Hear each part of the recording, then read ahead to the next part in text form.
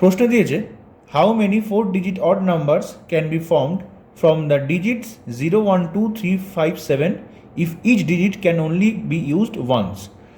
এখন 4-digit number, চারটে দাগ নিয়ে নিলাম। যেহেতু নাম্বারটা অড হবে সেজন্য এই যে ফোর্থ পজিশন, এখানে কী কী অপশান হতে পারে? 1, 3, 5, 7 মানে অড নাম্বারগুলো। তাহলে এখানে বসার জন্য অপশান কত হচ্ছে? 4। আবার দেখো ফার্স্ট পজিশানে যেহেতু ডিজিটটা 4-digit নাম্বার হবে, ফার্স্ট পজিশানে কখনো 0 বসতে পারবে না।